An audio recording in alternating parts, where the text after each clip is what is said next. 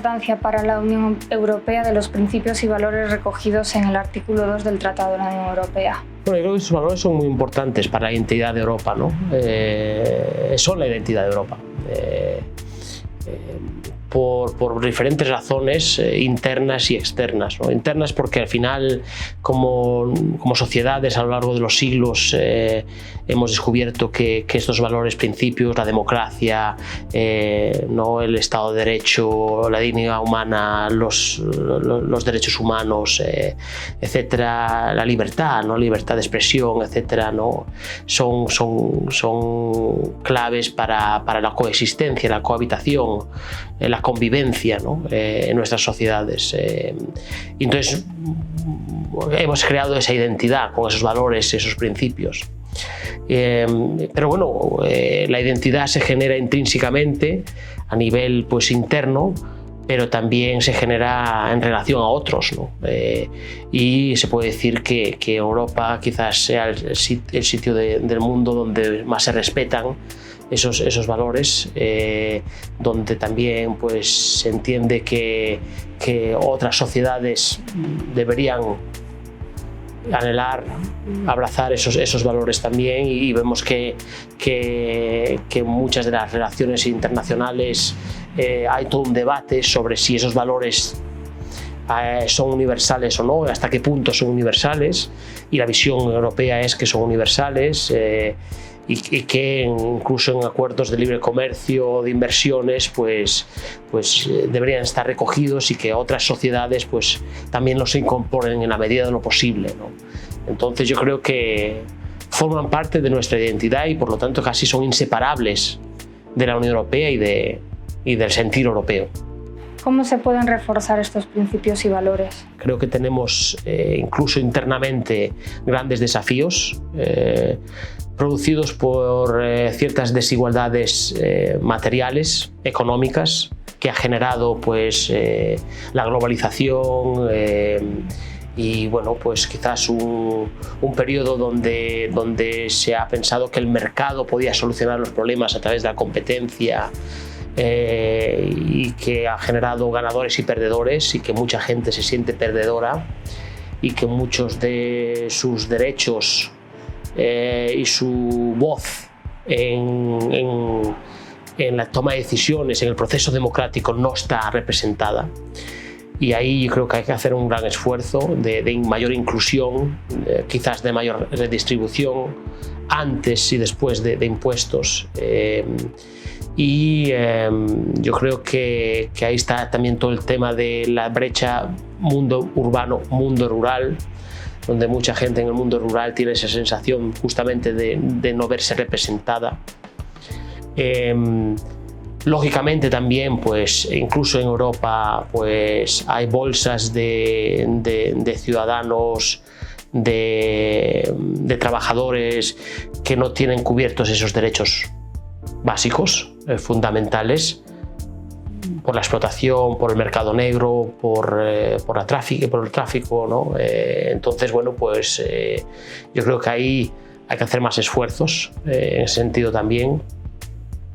Y yo creo que a nivel internacional pues hay que ser lo suficientemente inteligentes para defender nuestro sistema, nuestros valores, nuestros principios, nuestro modo de vida, nuestro sistema político, pero también no generar en el otro como un cierto paternalismo o superioridad o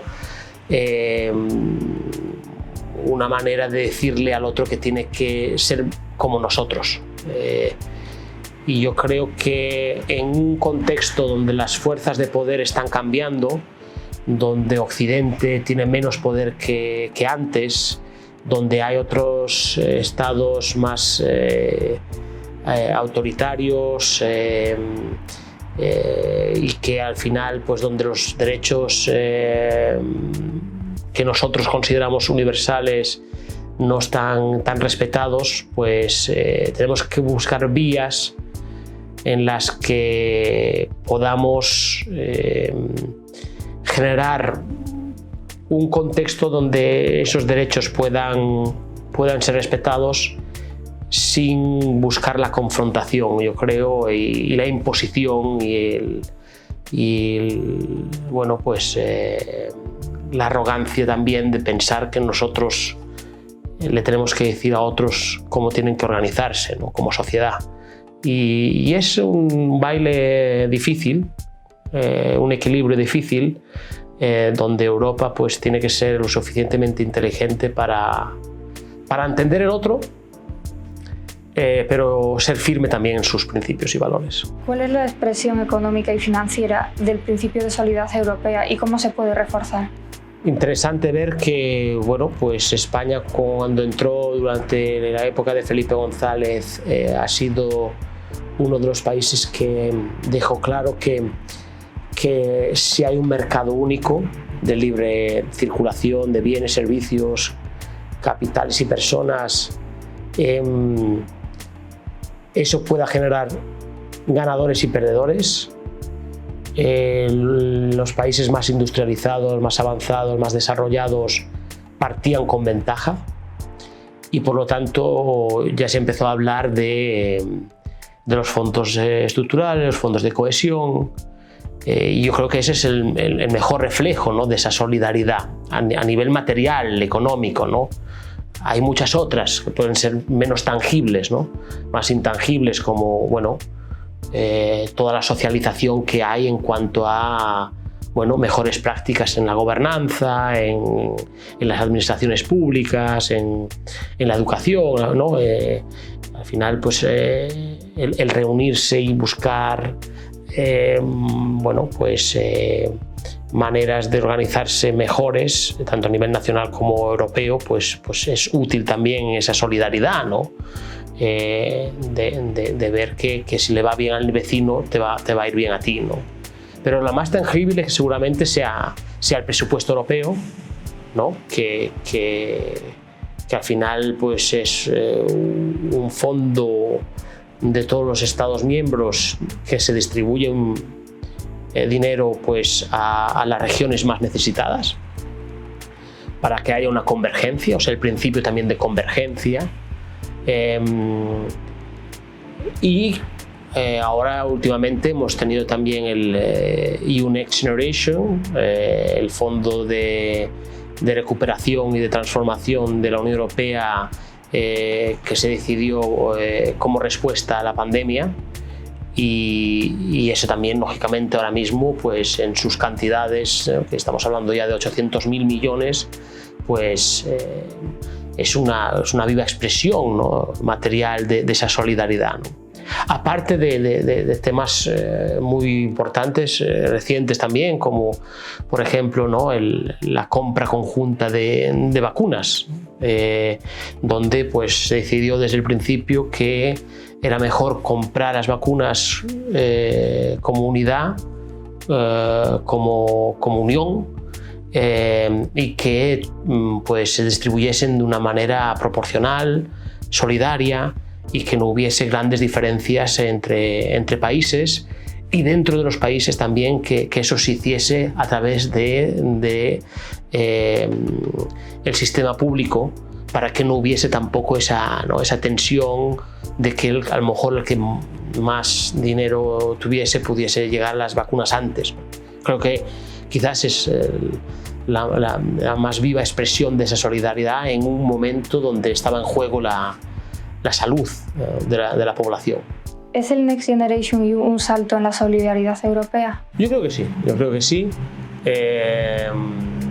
Por cómo se gestó, por las dimensiones que tiene, por el volumen que tiene. Es un volumen muy grande, 800.000 millones, ¿no? Estamos hablando pues del 70% del PIB de España en su conjunto, ¿no? A España lógicamente le toca su parte, pero incluso para España, ¿no?, estamos hablando de más del 10% del PIB, ¿no? 140.000 millones, ¿no? Si sumamos las transferencias, y está por verse si vamos a pedir los préstamos, pero en su conjunto podría ser esa cifra, ¿no? Entonces, ya solamente por volumen es una cantidad importante, y por el momento, ¿no? Lo dicho, ¿no? Creo que la solidaridad se ve cuando las necesidades son mayores, y fue en medio de una pandemia con mucha tensión, donde al principio también la respuesta fue muy nacional, incluso nacionalista. Afectó a Italia y algunos países incluso pues no ayudaron, ¿no? Y hubo muchas críticas de que al final China o Rusia proporcionaban equipos ¿no?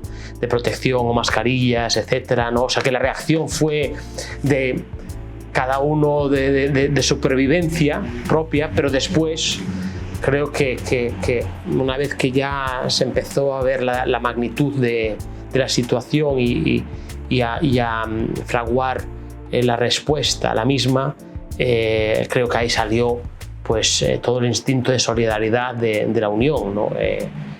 Sobre todo, ¿no? de los países que estaban menos afectados con los países pues, que por sus circunstancias y sus estructuras, su geografía, su economía, como España, pues se vieron más afectadas, porque al final esto afecta a la movilidad, y España es un país de turismo y menos digitalizado, a lo mejor también menos industrializado que otros, y por lo tanto pues, el sector servicios pues, ha sido más afectado por la pandemia, y yo creo que lo interesante también hacia el futuro es que esta es la primera vez que la Comisión Europea va a emitir deuda conjunta, mancomunada, en cantidades grandes, como acabo de comentar, y eso, claro, es una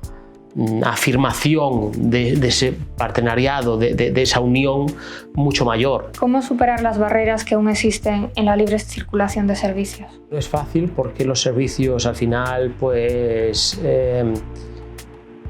están muy ligados a la economía doméstica, en cierto sentido.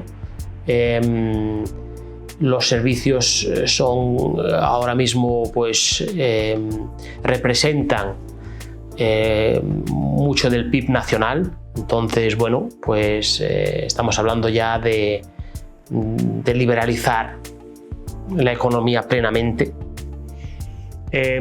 Los servicios también en muchos casos son más humanos, hay más presencia no es como fabricar productos industriales, donde el cara a cara, ¿no? La dimensión humana es menos visible, aunque lógicamente está en el proceso, pero está mucho más mecanizada, entonces hay menos componente humano, por así decirlo. Donde hay un alto valor añadido y hay grupos de interés creados, corporativistas, que no quieren bajar esas barreras.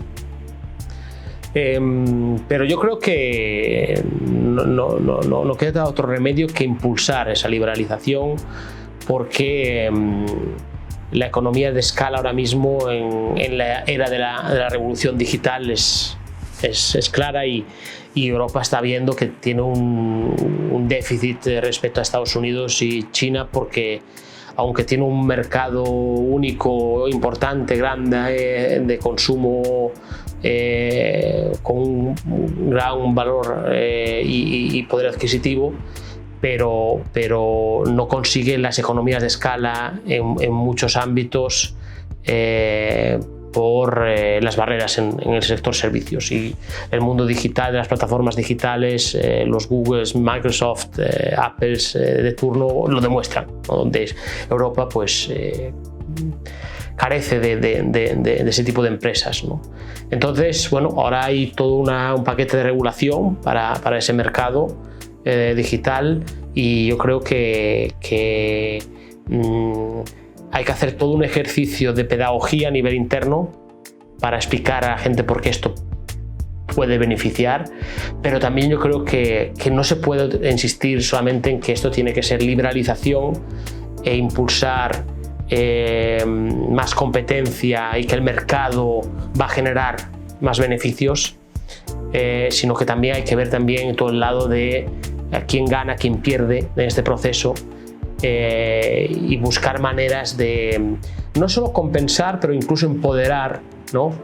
formar, empoderar a aquellos que no van a ser los ganadores de este proceso.